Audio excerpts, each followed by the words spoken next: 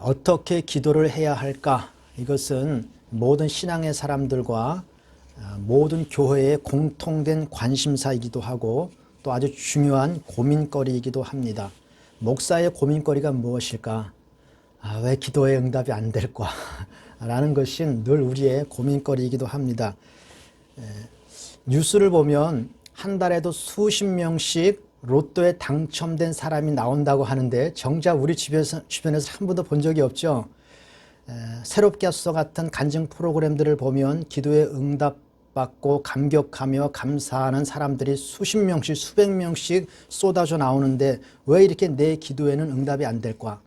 거의 죽기 직전에 숨이 꼴딱꼴딱 넘어가기 직전에 한 번씩 응답 주시고 왜 이렇게 기도가 응답이 더딘 걸까라고 하는 것, 이것이 우리의 많은 고민거리이기도 합니다. 물론 교회를 오래 다닌 사람들, 교회에 많은 생활했던 사람들은 기도에 대한 이론들이야 훤히 알죠.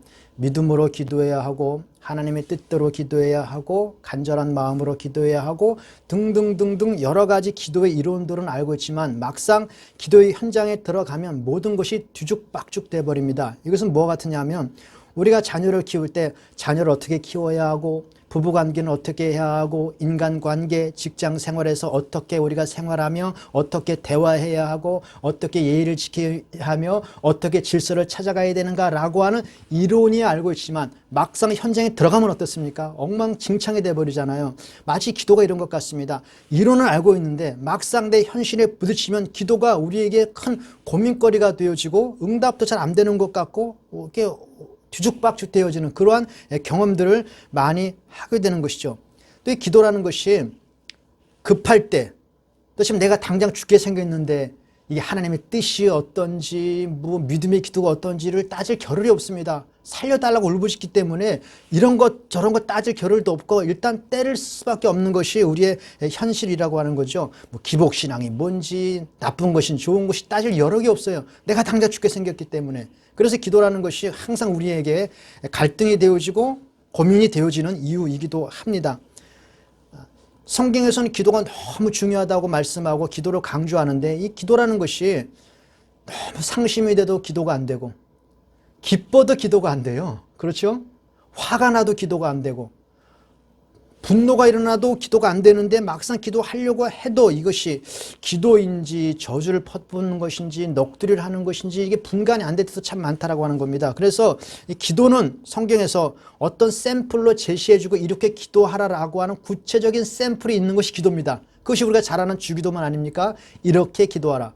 그리고 또 어떻게 기도해야 할까라고 하는 기도의 사람들을 우리에게 제시해주고 기도의 샘플로 우리에게 모델로 제시해 주셔. 그래서 우리가 기도를 할 때 저 기도의 사람의 그 뒤를 따라가다 보면 이것이 바른 기도이겠구나라고 하는 여러 가지 교훈과 여러 가지 그 감동들을 받을 수가 있다라고 하는 거죠.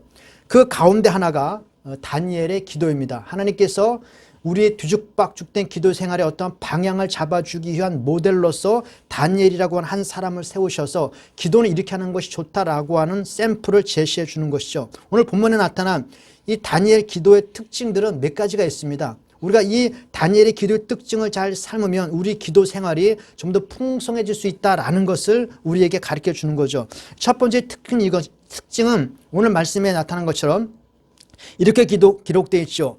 이 조서에 어인이 찍힌 것을 알고도, 그리고 중요한 말이 나옵니다. 전에 행하던 대로 하루 3번씩 무릎을 꿇고 기도하였더라. 전에 행하던 대로. 이 말이 무슨 말일까? 기도라고 하는 것은 규칙적이며 반복적인 기도이어야 할 때 기도의 생활이 유지가 되어진다라는 것을 말씀해주고 있죠. 기도라고 하는 것은 항상 방해를 받습니다. 마귀가 우리의 신앙생활을 방해할 때 제일 첫 번째로 방해하는 부분이 기도라고 하는 것이죠. 그러므로 이 기도라고 하는 것은 규칙적이고 시간을 정해놓고 계획을 세워서 실천하려고 하는 우선순위를 두지 않으면 기도 생활이 유지가 안 된다라는 거예요. 이 다니엘도 이 신앙의 사람도 규칙적으로 시간을 정해놓고 하루에 3번씩 기도했다는 것입니다. 그것이 아니면 기도 생활을 유지하기가 참으로 어렵다라고 하는 것을 우리에게 말씀해주고 있는 것이죠. 마귀가 우리의 기도를 중단시키고자 할 때 협박을 하면서 너 절대 기도하지 마 이렇게 유혹하거나 협박하지는 않거든요. 이번 기간만. 야 지금 급하잖아. 요때만 기도하지 말고 잠시 보류해. 요렇게 말한단 말이죠.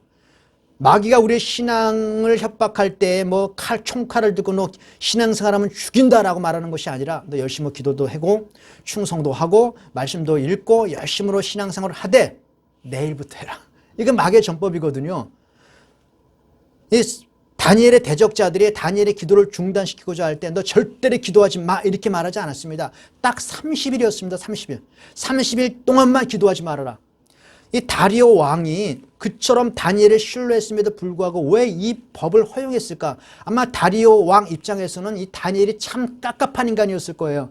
아니 30일을 못 참아?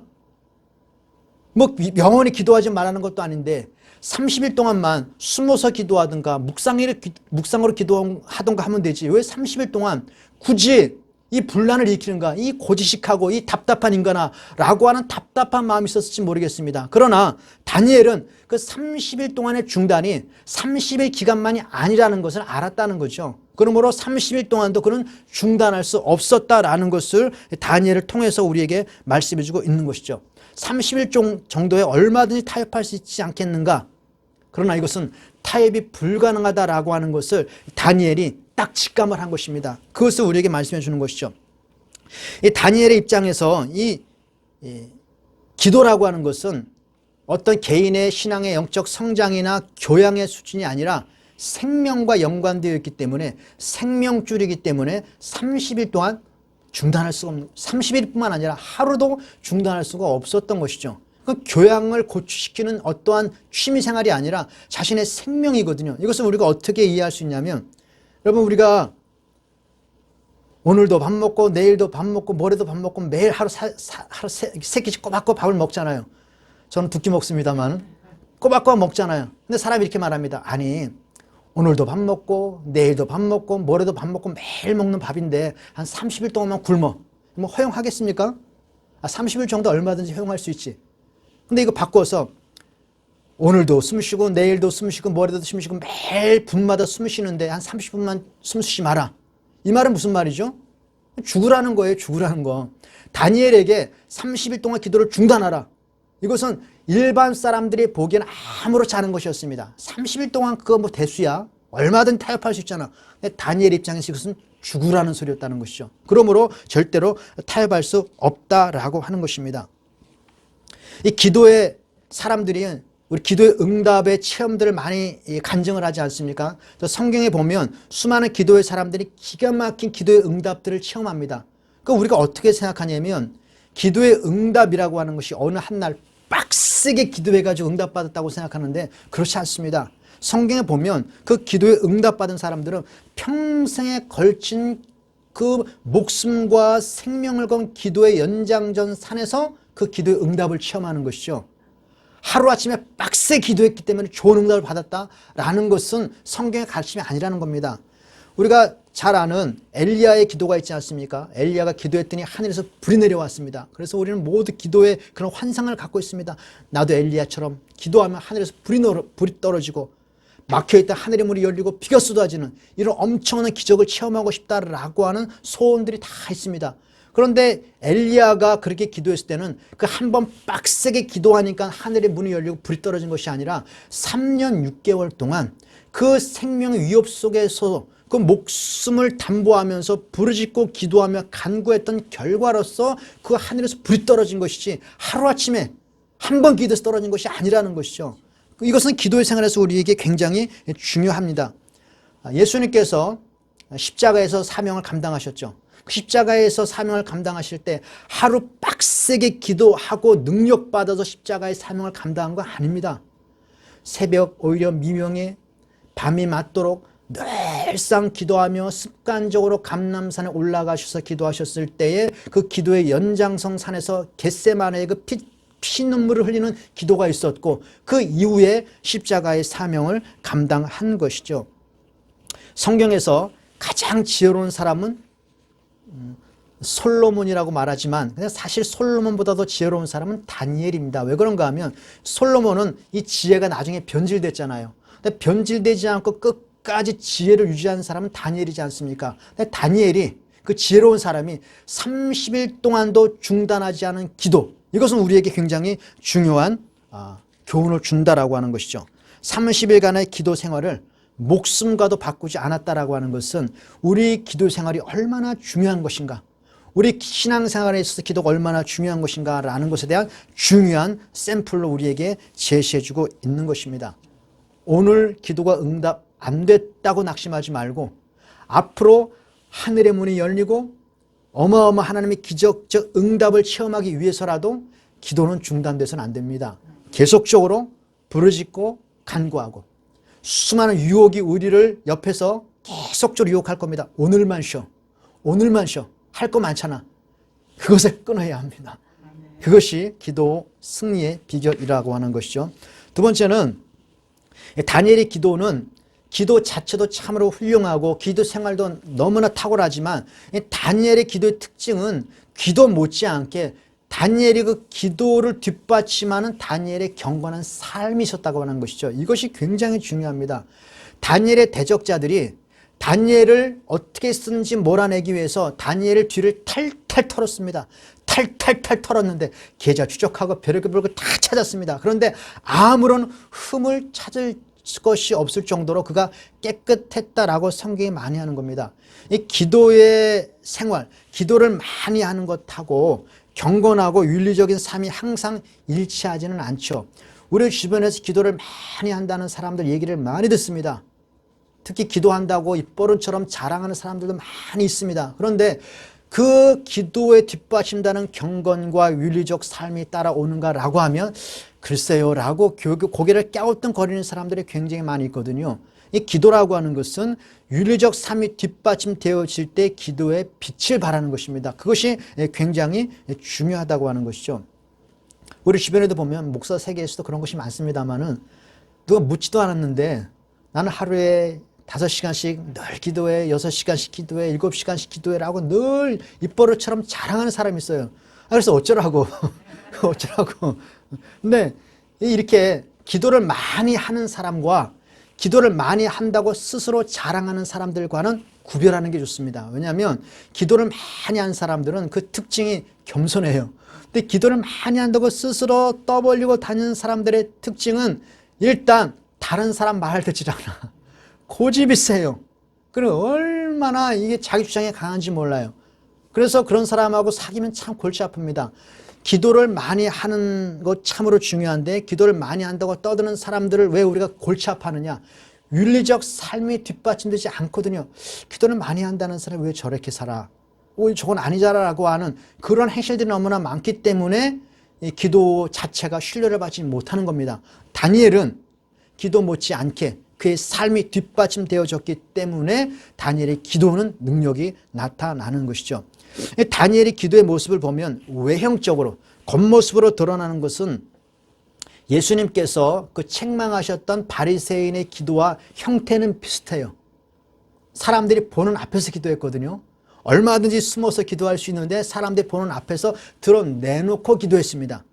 근데 성경에서 바리새인도 그렇게 기도하거든요. 드러내놓고 사람들이 나 기도한다라는 것을 표시하기 위해서 큰 소리로 기도하고 또 사람들 앞에 내게 기도한다라는 것을 자랑하는 그런 형태로 기도를 했다는 것이죠. 바리새인도 하루에 3번씩 기도합니다.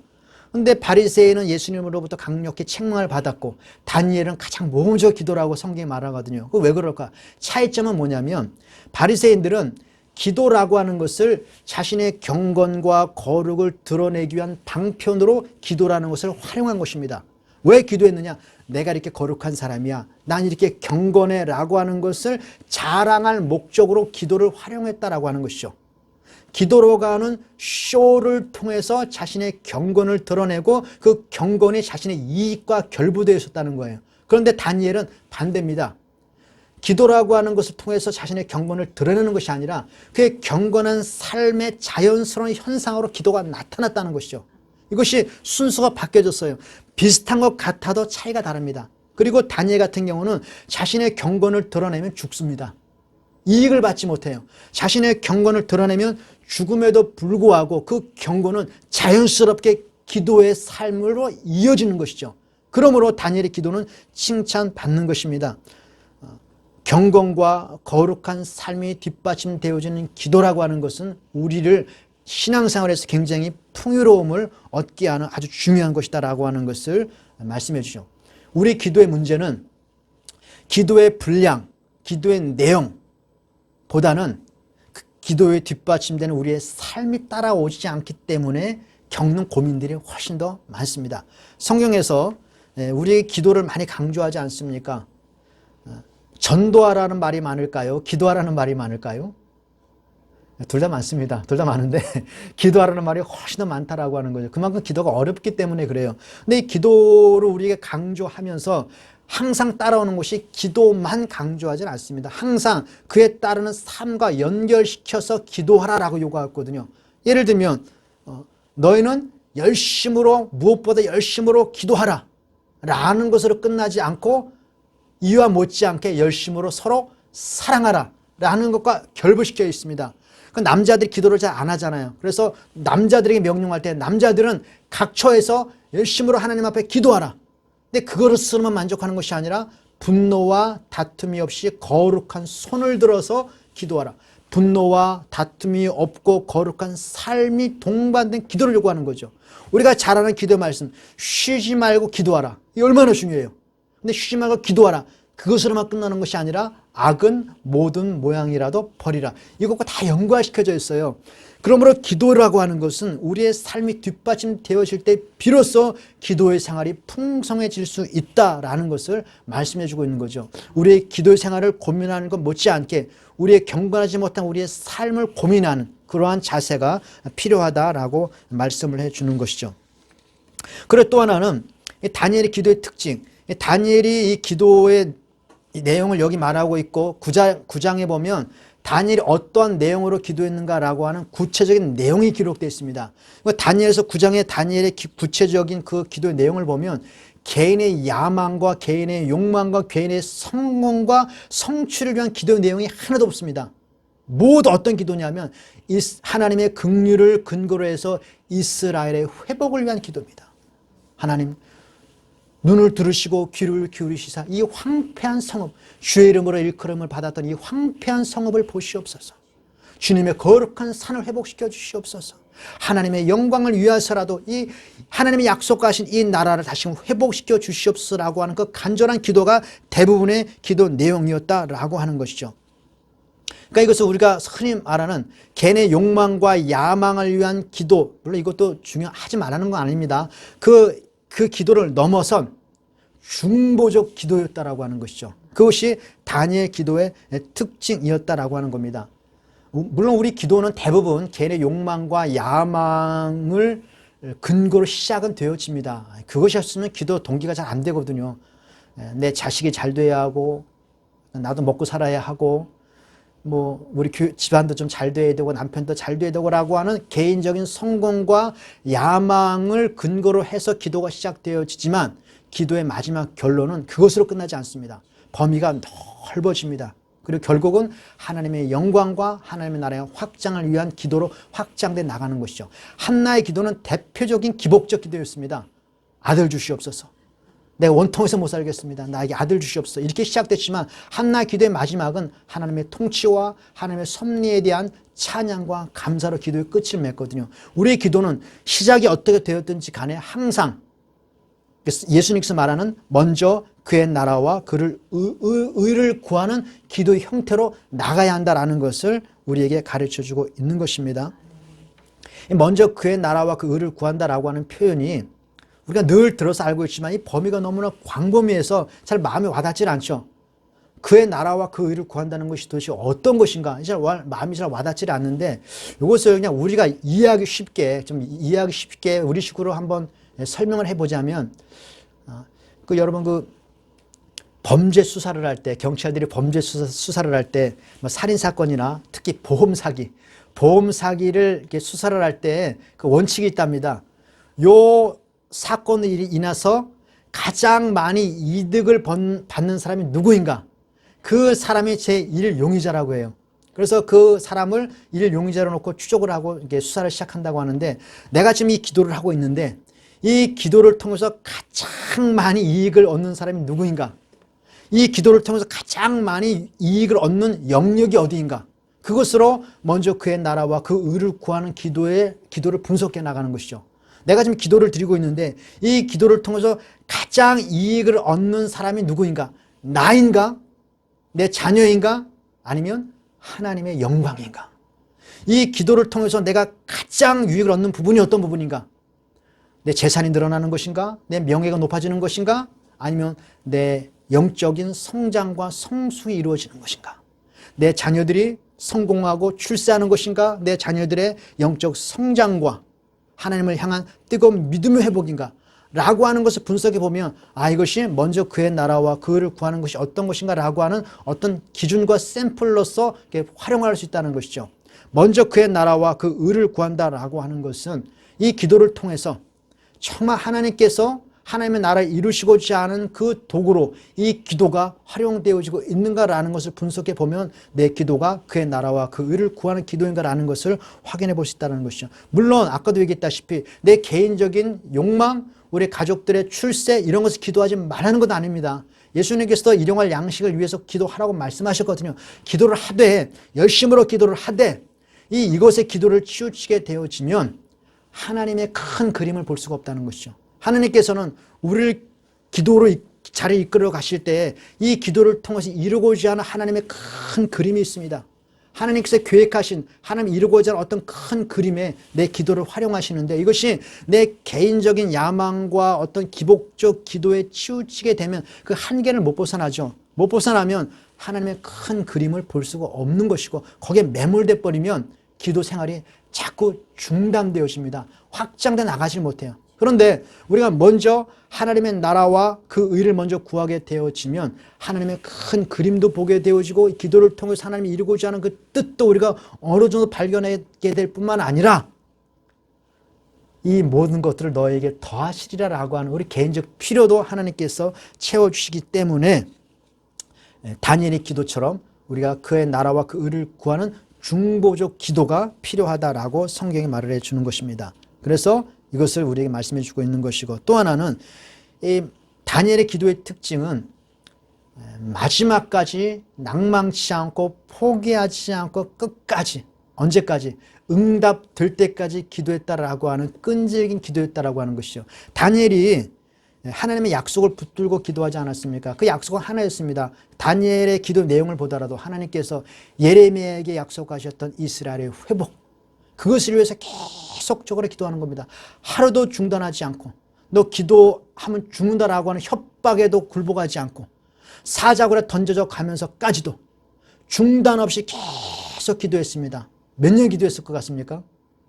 70년 기도했습니다. 70년.